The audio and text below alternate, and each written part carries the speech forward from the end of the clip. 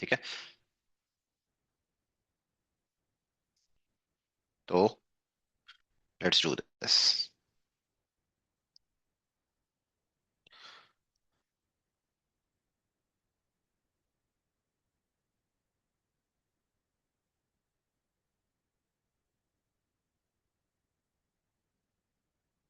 Alright, so here is the first question.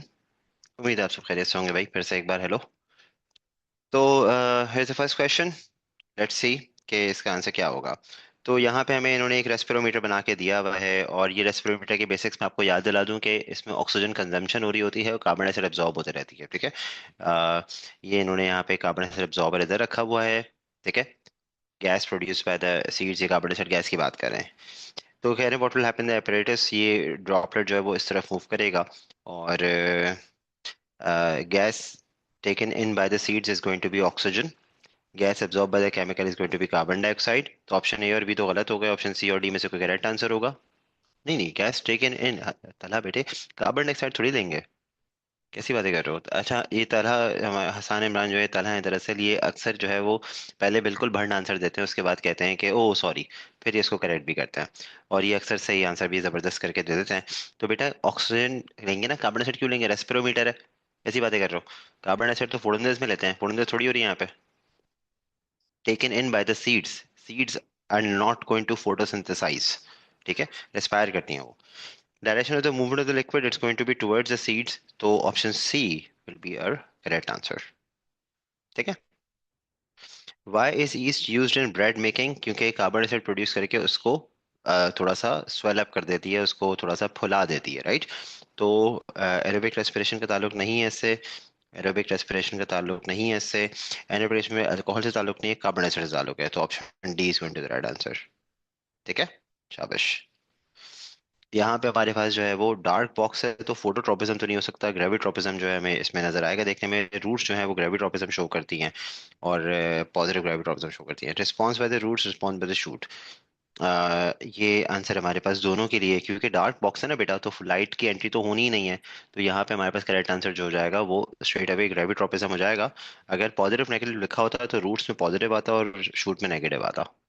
ठीक है, photo means light, light का ताल्लुक तो डब्बे में अगर लाइट अलाउ होती तो बात होती ना। अच्छा, उसके बाद ये कह रहे हैं विच में correct during both natural selection and artificial selection only certain individuals reproduce, alleles are passed on to the next generation, on to the offspring, organisms do not compete with each other for survival। देखो बेटा, अ, कौन सी statements correct हैं दोनों के लिए, natural और artificial के लिए। देखो, आर्टिफिशियल में सेलेक्टेड इंडिविजुअल्स आर रिप्रोड्यूस्ड, हम सेलेक्ट करते हैं ऑफस्प्रिंग्स में से और उन्हीं को रिप्रोड्यूस करना अलाउ करते हैं। ठीक है, तो ये बात दोनों के लिए तो करेक्ट नहीं हो सकती है। Alleles are passed on to the next generation, that is correct for both. और organism do not compete with each other for survival. अब इसके अंदर प्रॉब्लम ये है कि कंपटीशन होता है नेचुरल सिलेक्शन के अंदर, आर्टिफिशियल में हम उसका कंपटीशन होने नहीं देते। तो इसका correct answer should be C, two only. This is for artificial and this is also for artificial. ठीक है, ये है दोनों के लिए करेक्ट। ठीक है, उसके बाद ये कह रहे हैं fermenters must have carefully controlled conditions, which conditions has the correct reason for controlling it। condition to be controlled supply of amino acids for carbohydrate synthesis, carbohydrate synthesis के लिए अमीनो एसिड्स की नहीं, शुगर्स की जरूरत होती है। Supply of glucose, waste water to be remove, गलत हो गया। ऑक्सीजन सप्लाई एनारोबिक रेस्पिरेशन के लिए नहीं होती है। PH optimum for enzymes, that is correct. ये तो बच्चों वाला क्वेश्चन था यार, क्या ख्याल है, सही है।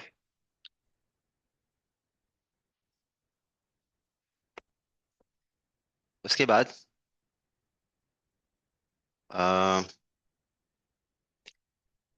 ये ऑस्मोसिस की बात करेंगे। इसके अंदर अंदर शुगर सोल्यूशन है, बाहर वाटर है, इसका लेवल यहाँ से रेज होना चाहिए।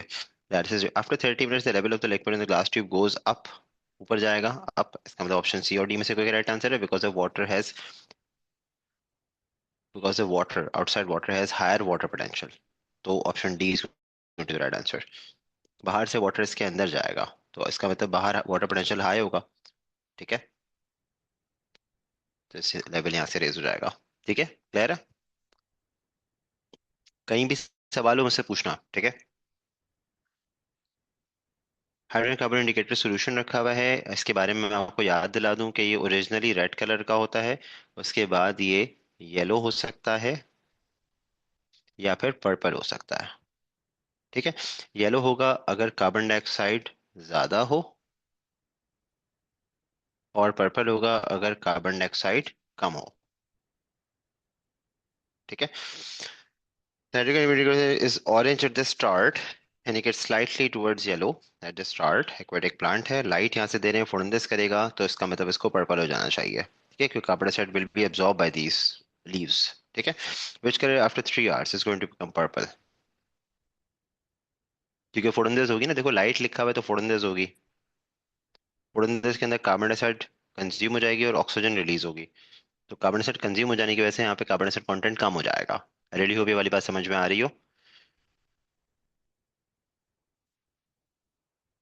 उसके बाद है the cholera bacterium releases toxins. Bacterium toxins causes dehydration and loss of salt from the human blood, which statement explains the reason for this.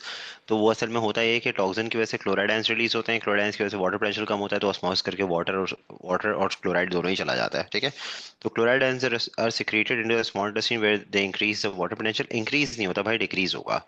ये वाली बात ठीक नहीं हो सकती। डिक्रीज वाटर पोटेंशियल इंटेस्टाइन्स के अंदर डिक्रीज होगा क्लोराइड आयंस के आ जाने की वजह से, तो फिर वाटर भी उसको फॉलो करेगा। Are secreted into the small intestine which causes the water to move into the intestine by osmosis। ये करेक्ट लग रहा है मुझे ना, यही मेरे ख्याल से करेक्ट होगा। अभी तक तो मेरा जो है ना वो यही सबसे बेस्ट ऑप्शन है, अभी और भी ऑप्शन देखते हैं। Chloride is secreted in the small intestine which causes the water to move out of the intestine, गलत हो गया। कोई बात नहीं, ध्यान बेटे। Chloride ions are secreted into the small intestine which causes the water potential of the blood to decrease। नहीं, blood का वाटर पोटेंशियल डिक्रीज नहीं होता, ब्लड का तो इंक्रीज हो गया क्योंकि इंटेस्टाइन्स का डिक्रीज हो गया, तो option B is the right answer as we discussed earlier. ठीक है, डिक्रीज नहीं होगा, आउट ऑफ द इंटेस्टाइन नहीं होगा, तो ये सारी चीजें गलत होते जा रही हैं, इस वजह से हम जो है वो we going to stick with that. ठीक है, which parents could produce offspring with blood group O? Heterozygous A और बी, मतलब अंडरस्टूड सी बात है। Heterozygous father blood group A, heterozygous mother blood group B. ये वाली बात अगर आपको याद हो तो it was something like this. हमने इसको सॉल्व किया, आई ओ वर्सेस आई बी आई ओ। ठीक है, अब इसके अंदर ये वाला आईओ और ये वाला आईओ मिलके जो है वो ब्लड ग्रुप ओ बना सकते हैं। ठीक है, बाकी ऑप्शन रीड करने की भी जरूरत नहीं, इतनी आसानी से सॉल्व हो गया, बाकी सब गलत ही होगा ऑब्वियसली ना। विच एडेप्टेशन में be president as xerophyte? Xerophyte कौन से प्लांट्स होते हैं? मैं एक सेकंड देखता हूँ। हानिया, मैसेज तो मैंने देखा ही नहीं आप लोगों के। वैसे मैं देख रहा हूँ, साथ साथ कोई मसला हो तो पूछ सकते हो, एक सेकंड।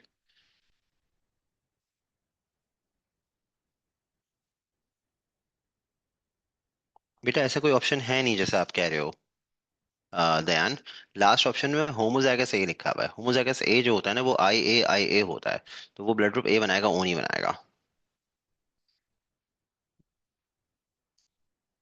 आई ए आई ए, आई ओ। अब ब्लड ग्रुप ओ के लिए हमें दो आईओ चाहिए होते हैं, एक आईओ तो मदर के पास से आ गया, दूसरा आईओ कहाँ से आएगा? फादर के पास तो दोनों आए हैं। आनिया, समझ में आई बात?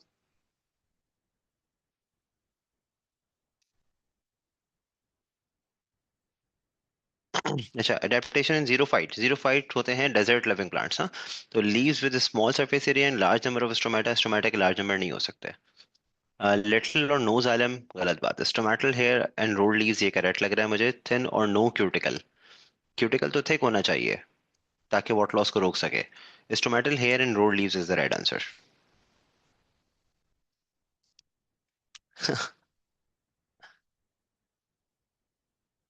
थिन लिखा हुआ है ना, थिन तो नहीं हो सकता, थिन तो वॉट लॉस ज्यादा ऑफर करेगा, इनको तो वॉट लॉस कम करना होता है। हाँ,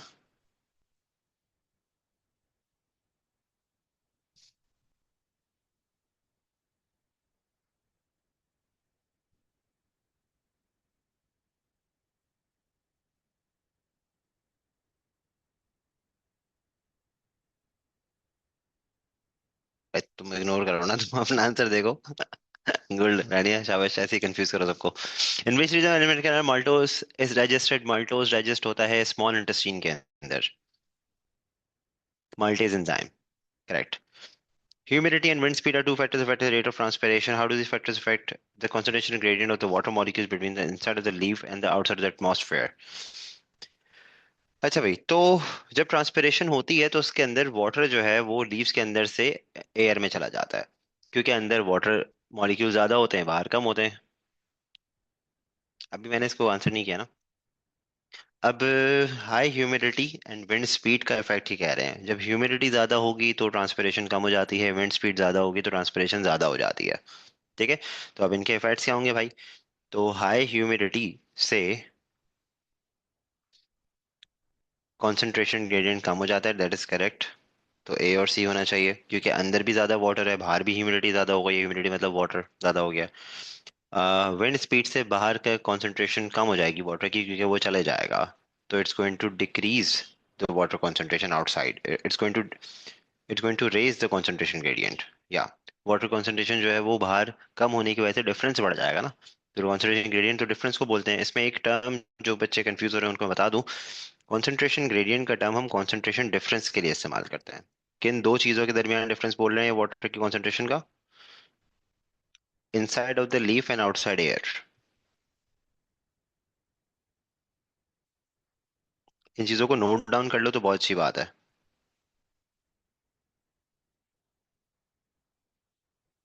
ठीक है। अब जब बाहर ह्यूमिडिटी ज्यादा होगी तो बाहर वाटर कॉन्सेंट्रेशन ज्यादा हो गई है, और लीफ के अंदर भी ज्यादा ही थी, तो कॉन्सेंट्रेशन डिफरेंस कम हो गया। अब डिफरेंस तो ज्यादा नहीं रहा ना, बाहर भी 10 है अंदर भी 10 है। ठीक है। अब अगर हाई विंड स्पीड होगी तो बाहर वाटर जो वेपर से वो सारे रिमूव हो गए, क्योंकि हवा चल रही है तेज तेज, तो बाहर वाटर कॉन्सेंट्रेशन कम हो गई, अंदर तो कॉन्सेंट्रेशन ज्यादा है, तो डिफरेंस इन कॉन्सेंट्रेशन बढ़ गया, फर्क इनके अंदर बढ़ गया। यार अभी मेरी वो 10 मिनट के लिए आंख लग गई थी, मैं सो गया था, तो अभी सो के उठा हूं तो आवाज थोड़ी भारी हो रही है। अभी सही हो जाएगी। आप थोड़ा चिखवाएंगे ना मुझे, सही हो जाएगी। तो ऑप्शन मेरे ख्याल से जो करेक्ट होगा वो ऑप्शन हो जाएगा हमारे पास ए। ठीक है। Which statement describes what happens during the transmission of electrical impulse along the reflex arc? Sensory relay motor, ना? Relay neuron has receptor proteins which bind with the neurotransmitter molecules. होता है, सही होता है। Relay neuron has vesicles which bind to the neurotransmitter molecules. Vesicle कोई bind नहीं कर रहा भाई neurotransmitter से, ये बात गलत हो गई, टोटली गलत, बिल्कुल कुल्लू हराम। Sensory neuron causes receptor proteins to release neurotransmitter, गलत। Receptor proteins थोड़ी neurotransmitter release करते हैं। The sensory neuron impulses cause vesicles to release receptor, receptor थोड़ी रिलीज होता है। ए is the right answer.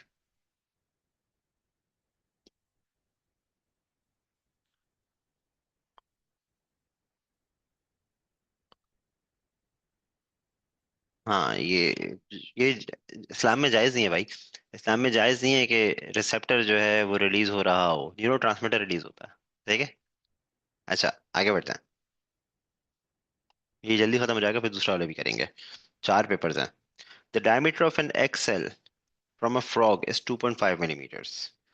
The diameter of an egg cell from human is 120 micrometers. So बेहतर ये है कि इनका यूनिट अभी से ही सेम कर लो भाई, इतनी लंबी करने की जरूरत ही क्या है। तो इसको अगर आप जो है वो माइक्रोमीटर्स में कन्वर्ट करेंगे तो you will have to multiply it by 1000, so it's going to become 2500।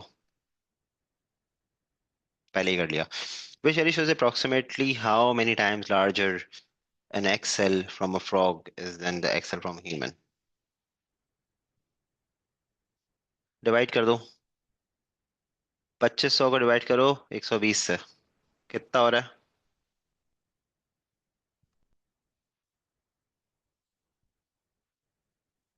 21। 20.8 आ रहा है आंसर, तो correct answer is going to be 21। कोई ऐसा बच्चा इसको बात समझ में ना आई हो? मैं जरा देखूँ तो मीटिंग में कौन कौन है।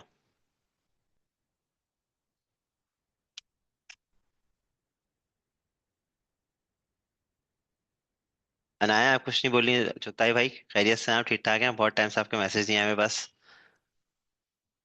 अहमद भाई, आपको आंसर नहीं कर रहे, नाराज हो गए अहमद। महिर, उस क्लास में तो आंसर करी थी, अभी खामोश हो गए। महिर आंसर करो बेटे। जुहेर, तुम नहीं बोल रहे कुछ? आयशा रिजवान। अरे आयशा रिजवान, बहुत दिनों बाद नाम देखा मैंने आपका इसमें।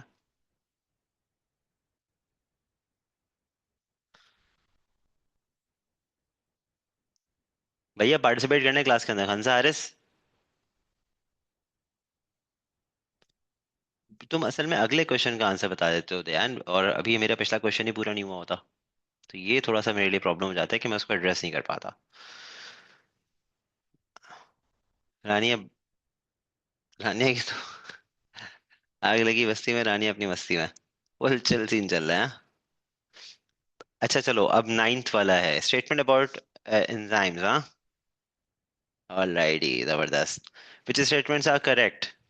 Enzymes are catalysts, that is correct. Enzymes are proteins, that is also correct. Enzymes are used up during chemical reactions, ये गलत हो गया, तो option B is going to the right answer. मैंने, नहीं यार अभी नहीं लिया जानवर मैंने, मैं संडे नाइट को जाऊंगा यार। अभी बिल्कुल टाइम नहीं मिला मुझे। ये क्वेश्चन बहुत टाइट है। ये क्वेश्चन मैंने क्लास में कराया भी था। लिमिटिंग फैक्टर वाले क्वेश्चन है, इसके 7-8 क्वेश्चन मैंने ड्यूरिंग लेक्चर कराए भी थे आपको। इसका आंसर बता दो।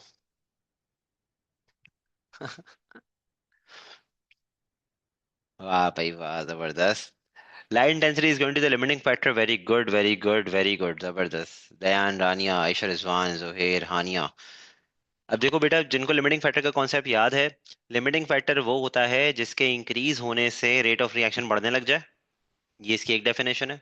और इसकी दूसरी डेफिनेशन ये होती है कि ये हमारे पास लिमिटेड मौजूद होता है, कम मौजूद होता है, और इसके कम होने की वजह से रेट फर्दर इंक्रीज नहीं हो पा रहा होता। तो इसका मतलब ग्राफ के अंदर, जहां पे ग्राफ, इसका ग्राफ हमेशा ऐसे ही होगा कि पहले राइज हो रहा होगा फिर कांस्टेंट हो जाएगा। इसका ग्राफ, लिमिटिंग फैक्टर ग्राफ हमेशा ऐसे ही होगा।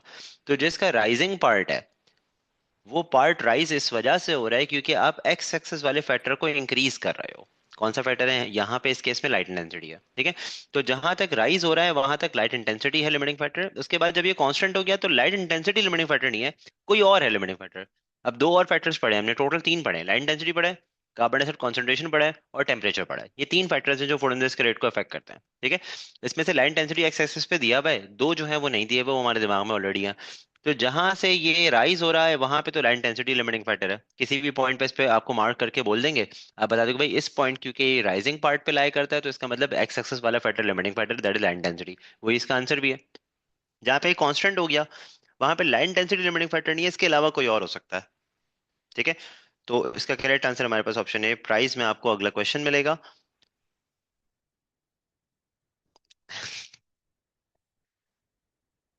बिल्कुल बेटे, बिल्कुल सही सही जा रहे हो। मैं एक काम करूंगा, आप बकरा ले ले, मैं कसाई बन के आ जाऊंगा, आपको थोड़ी बायोलॉजी पढ़ा भी दूंगा उसके अंदर। सही है। अच्छा,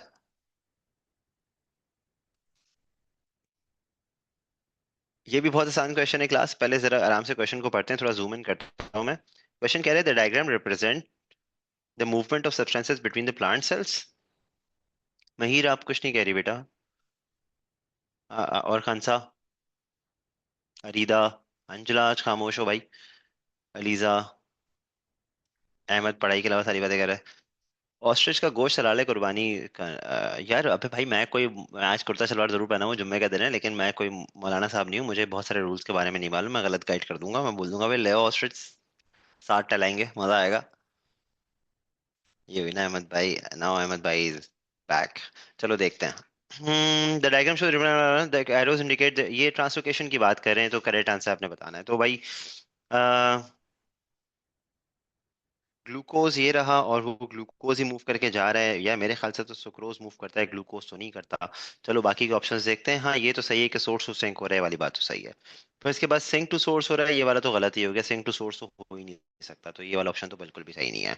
उसके बाद सोर्स टू सिंक है, सोर्स टू, और फिर सिंक टू सोर्स, ये भी गलत हो गया। अब इसका देखो, हमेशा सोर्स टू सिंक मूवमेंट होती है ना, जैसे यहाँ पे सोर्स टू सिंक दी हुई है, सोर्स टू सिंक दी हुई है, तो इसलिए ये वाले ऑप्शन तो आपको गलत ही होगा। ए और सी में से सेलेक्ट करना है। तो मुझे बताओ, ग्लूकोज मूव करता है या सुक्रोज मूव करता है? सुक्रोज मूव करता है, सी इज द राइट आंसर। अच्छा चलो, चैलेंज क्वेश्चन बताओ, सुक्रोज के अलावा और क्या होता है इसके अंदर? ट्रांसलोकेशन में जो चीज मूव करी है उसमें सुक्रोज के अलावा क्या होता है? Amino acid is the right answer, champion. अरे मेरे बच्चे जबरदस्त, क्या बात है, क्या बात है। अंजला, आई अंडरस्टैंड, आपने सही लिखा है। थोड़ा सा आगे पीछे हो गया। हाँ ठीक है, ठीक है, कोई बात नहीं। दयान भाई कहते हैं इसको स्किल इशू, मैं नहीं कहता, दयान भाई कहते हैं, आप सब मिलके दयान को मार सकते हैं, मुझे मसला नहीं है। ऑलराइट। तो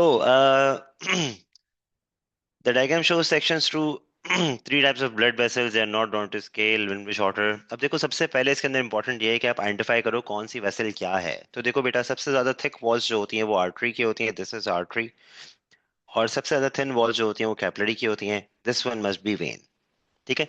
अब जो ब्लड फ्लो होता है वो होता है artery to capillary to vein, यानी कि 1 3 2। This should be our answer, 1 3 2 should be our answer, and option B is going to be the answer. क्या ये बात सबको क्लियर है? अच्छा, एक बच्ची बिल्कुल भी मैसेज नहीं कर रही है, महीर और खनसा।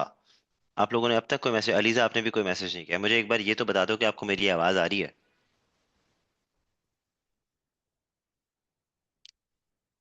Thank you. अलीजा, कुछ बोलो। वो देखो 7 करोड़ पे पहुंच गया। अबे 7 करोड़, मैं BYD ना ले लूं 7 करोड़। अच्छा बेटा, वेंट्रिकल नीड्स वेन। वेंट्रिकल तो ब्लड वेसल थोड़ी है, यहाँ पे तो ब्लड वेसल्स की बात करें ना चंदा, दयान चंदा।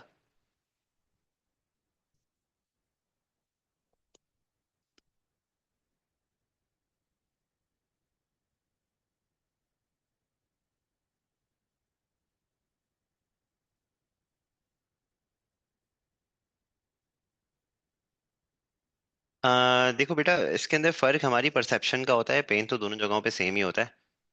हाँ ना, 7 करोड़ में BYD आ जाएगी बिल्कुल, तो मैं उसका तोहफा थोड़ी दूंगा आपको, प्रेजेंट थोड़ी दूंगा उसका।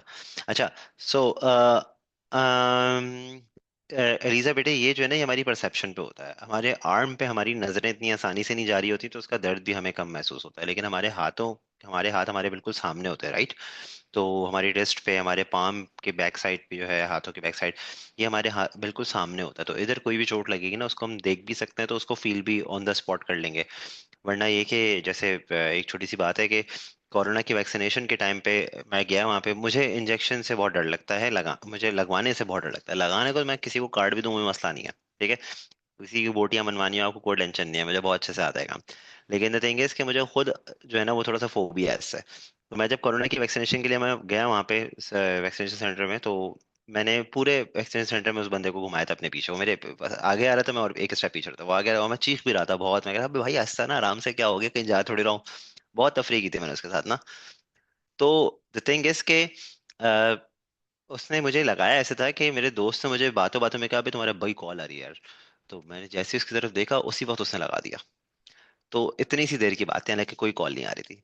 तो ये है कि दोस्तों को साथ लेके बिल्कुल मत जाना ऐसी जगहों पे। अच्छा, फ्लो जो है वो हमारे पास एओर्टा से आर्टरी, फिर आर्टीरियोल, फिर कैपिलरी, फिर वेन्यूल, वेन, वेना केवा, ये होता है। यहाँ पे ब्लड वेसल्स की बात की जा रही है, तो इसके अंदर हार्ट के चेम्बर्स इंक्लूड नहीं होंगे। ये हार्ट के चेम्बर्स की क्रॉस सेक्शन नहीं बना हुआ है, ये ब्लड वेसल्स का क्रॉस सेक्शन बना हुआ है। इसमें दो बातें जो हाईलाइटिंग है, आर्टरी की वॉल सबसे ज्यादा थिक मोस्ट होती हैं, और वेन की जो कैपिलरी की वॉल्स होती हैं वो सिंगल सेल्स की लाइनिंग होती है। ये आपको क्लियरली नंबर 3 में नजर आ रहा है कि सिंगल सेल्स की लाइनिंग है, एक एक सेल आपको यहाँ पे नजर आ रहा है बाकायदा। ठीक है भाई। तो ये इसकी पहचान होती है, जिससे आपको याद रखना है कि दिस इज अ कैपिलरी, ये कैपिलरी है। ठीक है। आई रियली होप कि आपको जो है ये बात अब समझ में आ गई हो। लव यू टू बेटे। What is the name of the process that produces urea and the organ where urea is formed? I don't think इससे आसान दुनिया में कोई क्वेश्चन हो सकता है। बिल्कुल आर्टीरियल भी हो सकता है बेटे। टू आर्टीरियल, नहीं, टू आर्टीरियल नहीं हो सकता, आई एम सॉरी। उसका रीजन बताता हूँ क्या है। अम, उसका रीजन ये है कि इसका ल्यूमेन बहुत बड़ा है। अगर ये थोड़ा छोटे साइज का बनाते और उसके अंदर फिर ये करते ना, तो क्योंकि आर्टीरियल का ल्यूमेन छोटा होता, क्योंकि है तो वो आर्टरी की फर्दर ब्रांच। वेन का ल्यूमेन बड़ा होता है। आपने ल्यूमेन और वॉल्स की थिकनेस का रेशो निकालना होता है। तो मेरी बात, दयान ने आपने बहुत अच्छा क्वेश्चन पूछा है। किसने पूछा? दयान नहीं पूछा था ना? अबे मिटा दिया किसी ने, पूछा था। अहमद भाई ने पूछा, तो डिलीट क्यों कर दिया? बिल्कुल अच्छा क्वेश्चन पूछा है कि ये आर्टीरियल नहीं हो सकता क्या? ये आर्टीरियल इसलिए नहीं हो सकता है क्योंकि इसका ल्यूमेन साइज बहुत बड़ा है। ठीक है। ये अच्छा क्वेश्चन है। अच्छा क्लास। उसके बाद कह रहे हैं कि भाई इस प्रोसेस का नाम बताएं, तो प्रोसेस का नाम होता है डीअमाइनेशन, और ये प्रोसेस होता है लिवर के अंदर। Option C is going to the right answer, जो आप सब ने ही सही बताया, वेरी गुड। इसके अंदर एक्सेस अमाइनो एसिड्स को ब्रेक करके यूरिया और ग्लूकोज बनाया जाता है। उसके बाद ये यूरिया हेपाटिक वेन के थ्रू जो है वो ट्रैवल करता है, सर्कुलेशन के थ्रू पहुंचता है रीनल आर्टरी के थ्रू। किडनी के अंदर, और वहां से इसको एक्सट्रैक्ट करके रिमूव कर दिया जाता है by the help of nephrons. ये हमने पढ़ा है, ठीक है। तो यूरिया प्रोडक्शन लिवर में होती है डीअमाइनेशन करके, एक्सेस अमाइनो एसिड्स का ब्रेक डाउन करके।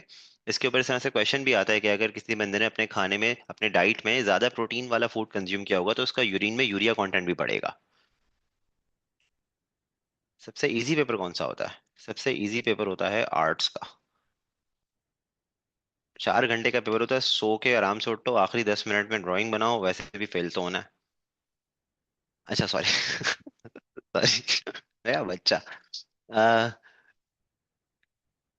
यार ये अपने हिसाब से बना के देते हैं, मैंने तो देखा है एमसीक्यूज का पेपर यूजुअली आसान होता है। आर्ट बहुत मुश्किल पेपर है, मैं ऑनेस्टली बताऊं, आर्ट बहुत मुश्किल है। बच्चे इतनी मेहनत से बनाते हैं और फिर बोलते हैं इसमें गलती हो गई। मैंने पूछा इसमें क्या गलती है, इतना अच्छा तो आर्ट वर्क किया है। नहीं सर, इसमें ये चीज़ ऐसे नहीं होनी थी। वो इतनी छोटी छोटी चीज़ें होती हैं, ओपिनियन बेस्ड बहुत सारी चीज़ें होती हैं। अब कैम्ब्रिज के ओपिनियन को कौन समझे यार।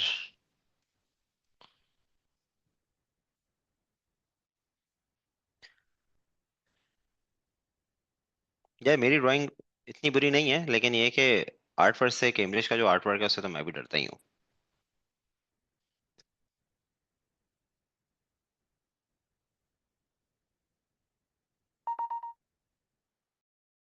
यस, आर्ट वर्क, आर्ट का जो पेपर है, अगर आपने देखा हो हमारे जो स्कूल में जब आर्ट के पढ़ा रहे होते हैं, तो यार बहुत मेहनत है उसके अंदर। देखो हर सब्जेक्ट में इन्होंने मेहनत रखी हुई है यार, ऐसा कोई भी सब्जेक्ट नहीं है जिसके अंदर जो है ना वो आसानी से पेपर हो जाए। हर सब्जेक्ट में बहुत जान लगानी है। मतलब मुझे तो मैथ्स का सोच के इतना बेचारे बच्चों पे तरस आ रहा होता है। मैथ्स कोई आसान सब्जेक्ट है यार।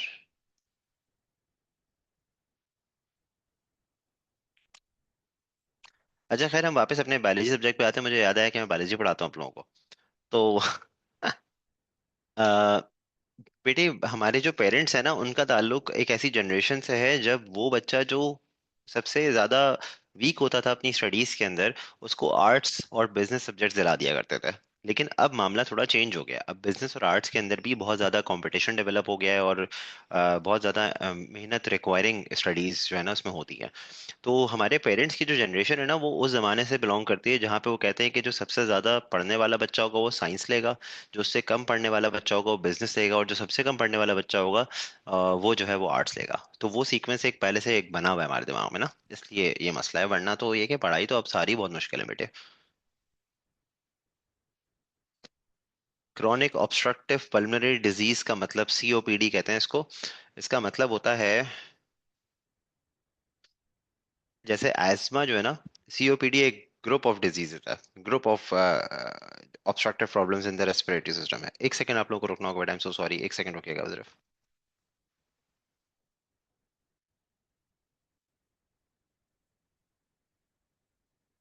हेलो, वालेकुम।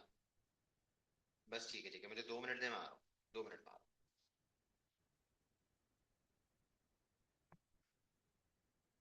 अच्छा क्लास, क्रॉनिक ऑब्स्ट्रक्टिव डिजीज का मतलब होता है कि जब रेस्पिरेटरी पैसेज, जो एयर पैसेज है उसके अंदर ब्लॉकेज होना शुरू हो जाए। जैसे एजमा, अगर आपको मालूम है, एजमा के अंदर जो ब्रोंक्यूल्स होते हैं हमारे, आपको याद है हमारे पास जो है वो ट्रैकिया, ब्रोंका, ब्रोंक्यूल, ये डिस्ट्रीब्यूशन तो फिर एल्विलाई। अभी जो पाइपलाइंस है ना, इनकी वॉल्स में स्वेलिंग हो जाती है, तो अंदर से एयर का स्पेस जो गुजरने का होता है वो नैरो हो जाता है। तो उसकी वजह से एयर जो है वो बहुत मुश्किल से वहां से गुजर के एल्वुलस तक पहुंचती है, और फिर वहां से फिर एक्सहेल आउट भी मुश्किल से होगी। ऐसी बीमारियों को ऑब्स्ट्रक्टिव डिजीज कहते हैं। और भी इसके अंदर बीमारियां शामिल हैं। इसके अंदर सिंपल ब्रोंकाइटिस भी आता है, एस्थमा भी आता है, इसके अंदर कफिंग भी आता है जो एक क्रॉनिक कफिंग होती है, ठीक है। तो ये ग्रुप ऑफ डिजीज का नाम है, क्रॉनिक ऑब्स्ट्रक्टिव पल्मोनरी डिजीज, ठीक है। अच्छा बेटा, मुझे 2 मिनट दीजिएगा, असल में एक चीज मुझे रिसीव करने के लिए जाना है। आप लोग तब तक जो है क्वेश्चन नंबर 14 और 22 सॉल्व करें, और 36 आंसर सोचे। मैं ऑप्शन नहीं दिखा रहा, मैं 2 मिनट में आ रहा हूँ, ठीक है। मैं आता हूँ बेटे, पे बताता हूँ, 2 मिनट रुकिएगा बस, ठीक है।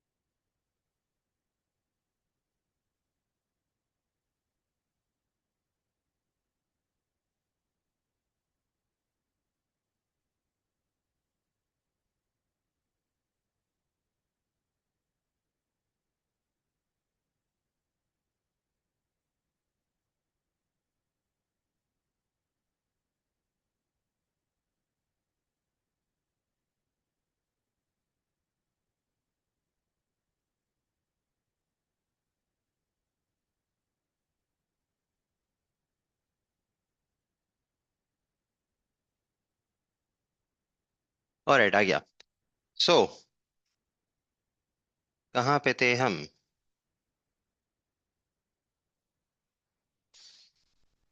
हम्म which problems can be cause by mail nutrition?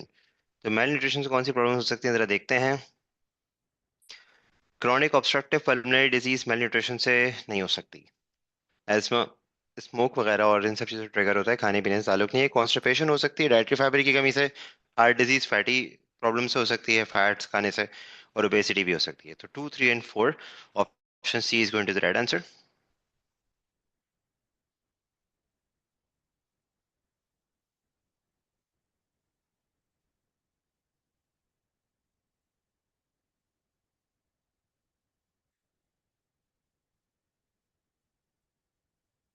उसके बाद ये कह रहे हैं during physical activity what stimulates the brain to increase the breathing rate? तो कार्बन डाइऑक्साइड कॉन्सेंट्रेशन इंक्रीज हो जाती है। ठीक है। मेल न्यूट्रिशन का मतलब होता है किसी एक आध न्यूट्रिएंट का ज्यादा हो जाना। खाना पीना कम ज्यादा से बात नहीं है, किसी एक आध न्यूट्रिएंट का ज्यादा या कम होना। ठीक है, जैसे फैट ज्यादा हो रहे हैं खाने के अंदर तो ऑक्सीजन कॉन्सेंट्रेशन डिक्रीज नहीं भाई। कार्बन डाइऑक्साइड कॉन्सेंट्रेशन इंक्रीज होती है तो मसला होता है। ठीक है, कार्बन डाइऑक्साइड कॉन्सेंट्रेशन इंक्रीज होती है तो ब्रेन ट्रिगर होता है और फिर वो इनहेल करते हैं, ऑक्सीजन कम होने से नहीं करते। ठीक है।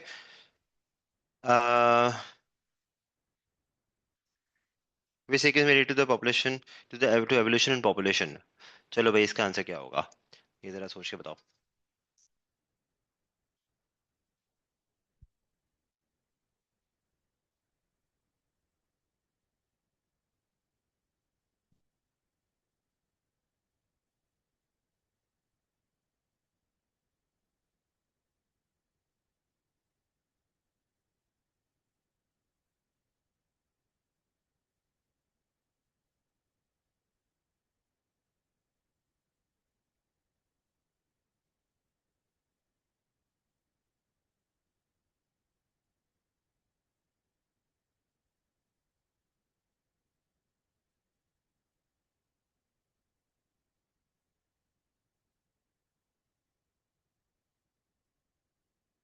ये लग रहा है चलो देखते हैं। कह रहे हैं कि this is struggle for survival, उसके बाद बेटर अडेप्टेड ऑर्गेनिज्म सर्वाइव, लेकिन उससे पहले म्यूटेशन रिजल्ट्स इन वेरिएशन। तो स्ट्रगल होगी, म्यूटेशन होगी, बेटर अडेप्टेड सर्वाइव करेंगे, सर्वाइवल पास ऑन कर देंगे जीन को। तो फिर इसका आंसर होना चाहिए 4।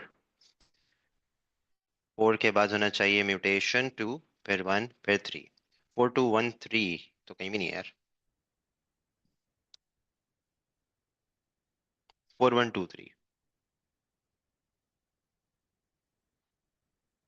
बस 4, 1, 2, 3 would be the right answer. 2 पहले नहीं हो सकता बेटा महीर।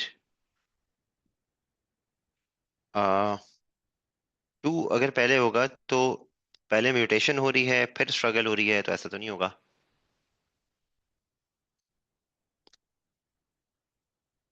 है ना भाई? तो पहले जो है वो स्ट्रगल होगी, फिर रिप्रोडक्शन के लिए म्यूटेशन करेंगे, वो म्यूटेशन की वजह से जो है फिर वो अडेप्टेड होंगे, फिर वो सरवाइव करेंगे। ठीक है। बेटा वो जेनेटिक डिफरेंसेस जो एग्जिस्ट कर रहे होंगे, उन डिफरेंसेस को मजीद इंक्रीज कर दिया जाएगा जब सर्वाइवल मोड पे आ जाएंगे। इसका प्राइस बिल्कुल मिलेगा बेटा, इंशाल्लाह ए स्टार आएगा ना तो वो आपका प्राइस होगा। अच्छा भाई, उसके बाद आ जाओ। चलो अब थोड़ा सा टाइम रह गया, जल्दी से कर लो। Class what are the features of leaf on plant dicot? Dicot plant के ब्रॉड लीव्स, डाइकॉट के ब्रॉड लीव्स होते हैं, मोनोकॉट के नैरो लीव्स होते हैं, हाँ। और पैरेलल वेन्स नहीं होती हैं। तो इसका आंसर होना चाहिए करेक्ट, ऑप्शन बी। हाँ बेटे, ह्यूमंस ह्यूमंस में भी इस तरह से होता है, लेकिन ह्यूमंस में बहुत बड़ा कोई मेजर फिजिकली ऑब्जर्वेबल चेंज नहीं होता है, लेकिन ग्रेजुअल ओवर जनरेशंस आपको चेंजेस नजर आ रहे हैं। जैसे कि आज जो अब ह्यूमंस हैं, बच्चे हैं इंसानों के, उनके अंदर ये है कि उनका दिमाग बहुत ज्यादा हाइपर एक्टिवली काम कर रहा होता है। पहले बड़ा स्लो होते थे। मतलब एक सीधी सी बात ये है कि हमारे वक्तों के अंदर जो बड़े लोगों के जोक्स होते थे, वो आज के दौर के बच्चे सुन के हंसेंगे भी नहीं, मुस्कुराएंगे भी नहीं, स्माइल भी नहीं करेंगे। उसकी वजह यह है कि वो इतने बोरिंग जोक्स होते थे, लेकिन उस वक्त में उसका बड़ा एंजॉय किया जाता था। ठीक है। तो ये एवोल्यूशनरी चेंज आ रहा है कि अब बच्चे बहुत ही फास्ट हैं, ऑल्दो वो अपनी सारी एजिलिटी को गलत एंगल में यूज कर रहे हैं, लेकिन ये कि कर तो रहे हैं। अच्छा, which stage of nutrition takes place when food molecules become part of the body cells? Assimilation कहते हैं बेटा इसको।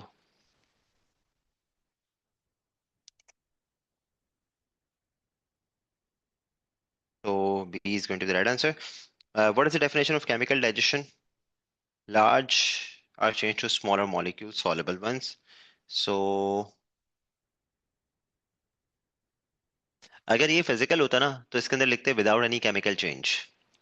ठीक है, बस इसके अंदर एंजाइमेटिक रिएक्शन हो रहा है तो नहीं, दयान यही नहीं होगा ना। लार्ज एंड अच्छा, sorry sorry sorry sorry sorry, my bad भाई, ए सही है, दयान भाई सही कह रहा है। Large insoluble molecule are changed to smaller soluble molecules। दयान भाई इस बार तो मेरा भी गलत था। चैंपियन लड़के। Yes, A correct. रानी तुमने भी गलत बोला था, बस कर दो। अब ये नहीं बोलना मैं पिछले क्वेश्चन का बोला था। अच्छा सॉरी यार। अच्छा, सो ये स्टेम दिखाई हुई है आपको डायकॉट की, देखो ये वेस्कुलर बंडल्स नजर आ रहे हैं सबको। ये रे वेस्कुलर बंडल। अंदर वाला जाइलम होता है, बाहर वाला फ्लोएम होता है। हाँ, अंदर जाइलम है, बाहर फ्लोएम है, ये हमने प्लांट ट्रांसपोर्ट चैप्टर में पढ़ा हुआ है। तो x is going to be xylem, जिसके अंदर से वाटर मिनरल्स ट्रांसपोर्ट होते हैं, ये प्लांट को सपोर्ट भी प्रोवाइड करता है लिग्निफाइड हार्ड वॉल्स की वजह से। तो इसका correct answer is going to be option D. मुझे समझ में नहीं आ रहा है कि इसको, इन क्वेश्चंस को मुश्किल क्वेश्चंस में क्यों डाला गया। आप लोगों को समझ में आ रही है वाली बात? अब तक कोई इम्पॉसिबल क्वेश्चन नजर आया? इसीलिए उस टेचर ने अपना नाम नहीं लिखा, अब समझ में आ रही है ये बात मुझे। खैर, नहीं नहीं, इसने जिसने मेहनत किया ऐसे नहीं बोलना चाहिए, हम लोग बहुत गंदे बच्चे हो यार। खैर, तो द टेबल सिस्टम, खैर, direction of blood flow, size of the central hole, thickness of the wall. Vein की बात कर रहे हैं तो वेन के अंदर direction of the blood flow is towards heart. ठीक है, तो ऑप्शन सी और डी में से कोई करेक्ट होना चाहिए। ठीक है, टुवर्ड्स हार्ट वेन, वी वापसी, और आर्टरी ए अवे।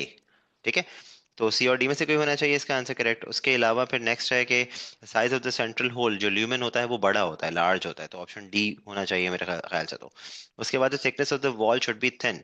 तो करेक्ट आंसर जो मुझे यहाँ पे नजर आ रहा है, it's going to be option D. सबसे पहले मैंने बोला। बस अब तुम लोग फॉरेंसिक राइट लेने के लिए आ जाओगे, हाँ। अच्छा, हाँ बस ध्यान चीटर। अच्छा, सो उसके बाद है which are reasons why bacteria are often used in biotechnology? भाई बहुत इजीली रिप्रोड्यूस हो सकता है, प्लाज्मिड इजीली जो है उसमें जेनेटिक मॉडिफिकेशन कर सकते हैं। ठीक है, तो लैक ऑफ एथिकल कंसर्न्स ये भी एक बहुत बड़ी चीज़ है। किसी मजहब के अंदर माइक्रो ऑर्गेनिजम्स पे कोई फतवा नहीं है, किसी मजहब के अंदर। ठीक है, जैसे मुसलमानों को पिग से मसला है, और जो हिंदू कम्युनिटी है उनको काउ से मसला है, या उनको तो किसी भी एनिमल पे वो कहते हैं कि नहीं हमें इसको यूज नहीं करना, उसकी अपनी राइट्स है। ठीक है ना। अब जो मुस्लिम कम्युनिटी के लोग हैं वो लोग कहते हैं नहीं हमें पिग से मसला है। ठीक है, तो फिर क्या करें, तो इसका एवरेज निकाल लिया उन्होंने, कहा भाई किसी को भी ना माइक्रो ऑर्गेनिज्म से मसला नहीं है, तो एथिकल इश्यूज इसके साथ कोई नहीं है। तो वन तो लाजमी होना ही होना चाहिए। They have the same genetic code as all the other organisms, ये वाली बात बिल्कुल गलत है, बिल्कुल भी सही नहीं है। There DNA is located in the nucleus, nucleus तो होता ही नहीं है यार। ये कैसे हो सकता है? फिर एक सेकंड रुको। They their DNA is located in the nucleus that can easily be altered with enzymes, ये वाली बात कुल्लू हराम, ये इस्लाम में जायज नहीं है भाई। दे have the same genetic code. हाँ, जेनेटिक कोड इनका सेम हो सकता है, उसकी वजह ये, हाँ जेनेटिक कोड वाली बात सही है, उसकी वजह ये कि ए टी जी और सी, याद है डीएनए के अंदर, A T G C, adenine guanine thymine cytosine, है ना भाई। ये सब में सेम हो सकता है बेटा। मैं आपको सही बताऊं, अगर इसके अंदर कोई ऐसा ऑप्शन होता है इसमें वन ओनली होता ना, तो वो करेक्ट होता। यहाँ पे हमारे पास कोई ऐसा ऑप्शन नहीं है, तो इस वजह से we are going to go for ए।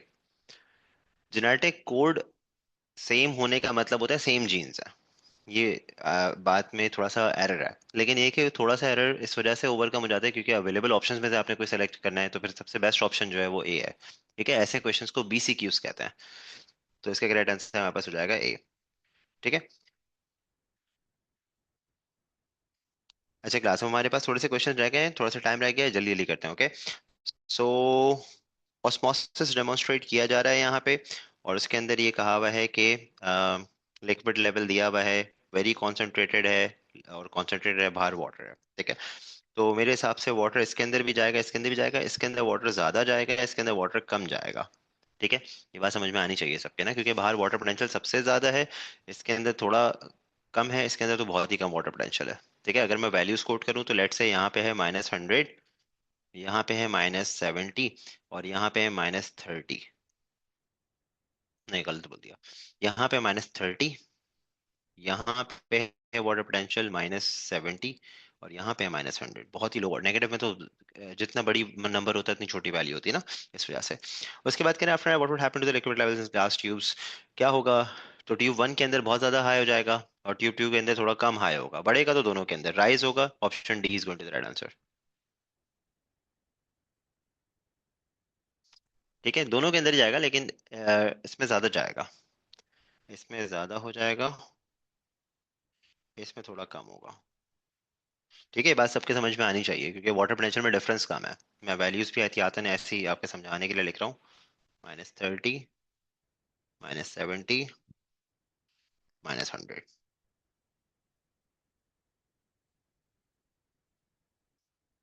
उसके बाद ये कह रहे हैं कॉम्पोनेंट ब्लड, कौन सा कॉम्पोनेंट एंटीबॉडीज बनाता है? अक्सर बच्चे बगैर देखे ना ए को टिक कर देंगे, जबकि ए फैगोसाइट है। आपको इनाम याद होने चाहिए बेटा। A is phagocyte, B is lymphocyte, C is red blood cell, and D is platelets. ठीक है, फैगोसाइट इनगल्फ करते हैं बैक्टीरिया को, लिम्फोसाइट एंटीबॉडीज बनाते हैं, मेमोरी सेल्स बनाते हैं, आरबीसी ऑक्सीजन कैरी करते हैं हीमोग्लोबिन आयरन की मदद से, और प्लेटलेट ब्लड क्लॉटिंग करते हैं। ठीक है, so the correct answer is obviously going to be option B. बच्चों वाला दवे, ये आसान क्वेश्चन। इससे क्वेश्चन मैं कल की क्लास में इससे मुश्किल क्वेश्चन दिखाऊंगा आपको, ऐसी की तैसी। इससे मुश्किल हो तो मैं निकाल दूं, अभी निकाल दूं, कल की क्लास में आना उन लोगों को, ए एस के क्वेश्चंस कराऊंगा उन लोगों को। खैर, तो क्लास, हाँ चैलेंज, कल की क्लास में आ जाओ। एएस के नहीं कराऊंगा, ओ लेवल्स के ही कराऊंगा, आईजीसीएसई के ही कराऊंगा, लेकिन आप देखिएगा वो इससे तो मुश्किल होंगे यार। ये तो पता, अच्छा ऐसा है, बातें कर रहे हैं हम लोग। अभी तक कोई क्वेश्चन ऐसा आया नहीं इसमें हम भी सोच रहे हैं। खैर, a patient was injected with antibodies after being bitten by a poisonous snake. The patient recovered and survived. What describes the effect of in the patient's bodies? Antibodies डाली हैं, ऑलरेडी प्रिपेयर्ड एंटीबॉडीज, इसे हम कहते हैं artificial passive immunity. हाँ, ठीक है, done हो गया। डन एक्सेप्ट कर लिया, बाकी सब मेरे चैलेंज को एक्सेप्ट कर रहे हैं कल के लिए।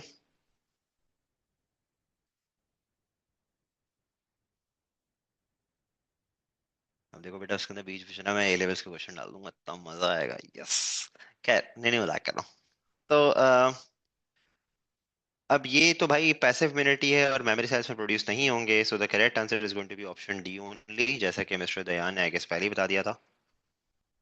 क्योंकि ये है हमारे पास artificial passive immunity. Artificial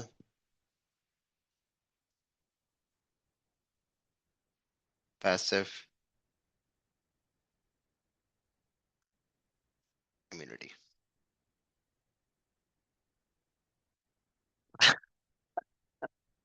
MD cat का तो आसान है, तुम लोग आराम से कर लोगे।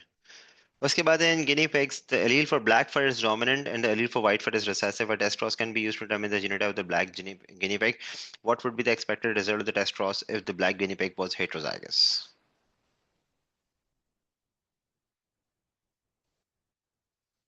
एब्सोल्युटली राइट, महीर ने पहला क्वेश्चन जो है ऐसा आंसर किया है, बिल्कुल करेक्ट। और सबसे पहले मैं इसको एक्सप्लेन करूंगा, class is going to take some time, और ये समझना जरूरी है। कह रहे हैं भाई ब्लैक फर की जीन इज डोमिनेंट, तो let's choose an alphabet. Dominant gene के लिए हम कैपिटल अल्फाबेट यूज करते हैं, कैपिटल भी यूज कर दिया। व्हाइट फर की जीन रिसेसिव है, तो let's use small B for that. ठीक है, टेस्ट क्रॉस जब भी परफॉर्म किया जाता है, टेस्ट क्रॉस जब भी परफॉर्म किया जाता है, तो टेस्ट क्रॉस हमेशा ऐसे होता है कि आप जो है वो एक डोमिनेंट फीचर को क्रॉस करते हो रिसेसिव से। ठीक है, टेस्ट क्रॉस हमेशा डोमिनेंट वर्सेस रिसेसिव होता है, physically dominant versus physical appearance में डोमिनेंट, फिनोटाइपिकली डोमिनेंट। ठीक है, तो अभी कह रहे हैं कि अब हमारे पास टेस्ट क्रॉस की दो ही टाइप्स हो सकती हैं यहाँ पे ना, ये जो टेस्ट क्रॉस होगा इसकी दो ही टाइप्स हो सकती हैं। या तो टेस्ट क्रॉस होगा होमोजाइगस ब्लैक वर्सेस रिसेसिव, या फिर होगा हेट्रोजाइगस ब्लैक वर्सेस रिसेसिव। अगर होमोजाइगस ब्लैक वर्सेस रिसेसिव होगा तो सारा का सारा आंसर आपके पास कैसा आएगा, ऐसा आएगा। और अगर हेट्रोजाइगस हुआ तो आपके पास आंसर जो है वो ऐसे भी आ सकता है और ऐसे भी आ सकता है, यानी कि 50% चांस होगा कि ब्लैक आए, 50% चांस होगा कि व्हाइट बने। देख रहे हो आप, ये ब्लैक बन गया, ये व्हाइट बन गया, दोनों का 50% चांस है। तो इन्होंने क्योंकि हमें कह दिया है कि हेट्रोजाइगस को हमने क्रॉस किया है, यानी कि ये बात कर रहे हैं इस वक्त इस वाले केस की, तो फिर आंसर हमारे पास ये आएगा। इसलिए करेक्ट आंसर इसका ये है। आई होप ये वाली बात सबको समझ में आई। एक्सप्लेन कर दिया बेटा मैंने, वो महीने पहले आंसर बता दिया था यार, और रानिया ने भी। ये बात क्लियर है बेटा? कुछ पूछना है? वही, आई एम रियली अमेज्ड यार, शाबाश।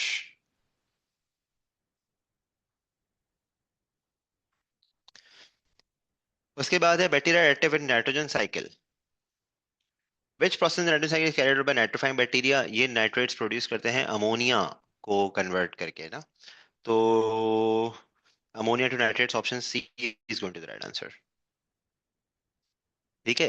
नाइट्रोजन साइकिल के अंदर एक था हमारे पास डीनाइट्रिफिकेशन, उसका मतलब होता था नाइट्रेट्स टू नाइट्रोजन गैस। एक था नाइट्रोजन फिक्सेशन, जिसका मतलब होता है नाइट्रोजन गैस टू नाइट्रेट्स।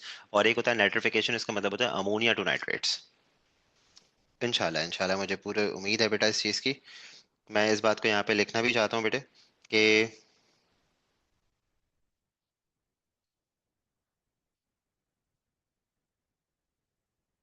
वैसे वो जो रिवीजन बुकलेट है, उसको अगर आपने डाउनलोड कर लिया तो अच्छी बात है, उससे आपको बहुत अच्छे से रिवीजन हो सकता है। ठीक है, तो कोशिश करें कि आप जो है वो उसको यूज़ करके उसको चीज़ों को रिवाइज रखें।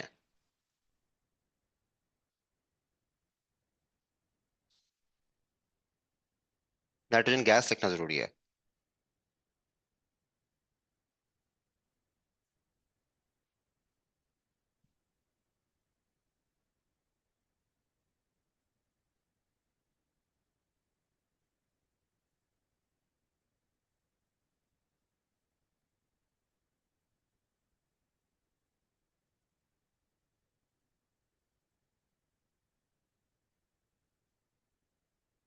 और नाइट्रिफिकेशन, आयशा रिजवान आप भी आंसर नहीं करती बेटे, आंसर किया करो।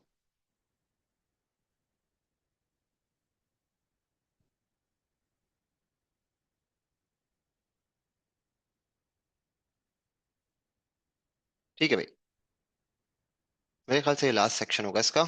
सो मैग्निफिकेशन निकालिए क्लास, बच्चों वाला क्वेश्चन है। सेंटीमीटर लॉन्ग है, 5 सेंटीमीटर माइक्रोमीटर इसका, तो सेंटीमीटर को माइक्रोमीटर में कन्वर्ट कर लो, मैग्निफिकेशन निकाल लो। इसको कन्वर्ट करने के लिए पहले आप इसको मल्टीप्लाई बाय 10 करोगे, मिलीमीटर्स में कन्वर्ट करने के फिर मल्टीप्लाई बाय 1000 करोगे, तो it's going to be 50,000 straight away. 55 को मल्टीप्लाई बाय 10 करोगे 50 हो गया, फिर मल्टीप्लाई बाय 1000 करोगे तो 50,000 हो गया। अब 50,000 को अगर आप डिवाइड कर दो 5 से तो it's going to be 10,000, but that is your answer.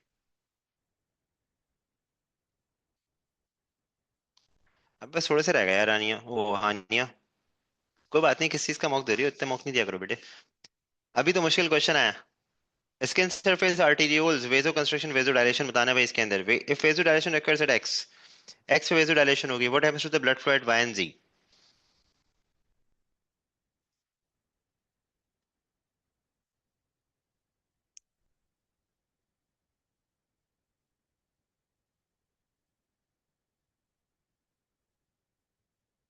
Well that is absolutely right Rania. नहीं देखो, जब यहाँ पे ब्लड फ्लो बढ़ेगा ना, तो इन सारी जगहों पे ब्लड फ्लो बढ़ेगा, लेकिन यहाँ से टिश्यू फ्लूइड ज्यादा लीक आउट होगा। तो यहाँ पे जो वॉल्यूम कलेक्ट होगा ब्लड का वो लिमिटेड ही कलेक्ट होगा, इधर ब्लड फ्लो पे चेंज नहीं आएगा। तो मेरी बात, क्योंकि टिश्यू फ्लूइड लीक करता है ना बेटा, अगर ब्लड ज्यादा आ रहा है और उसमें से कुछ अमाउंट लीक आउट कर रहा है, तो यहाँ जो रिसीव होगा वो तो उतना ही होगा जितना पहले हो रहा था जब कम आ रहा था। ठीक है। So D, which substance is coded for by a length in DNA, it's called,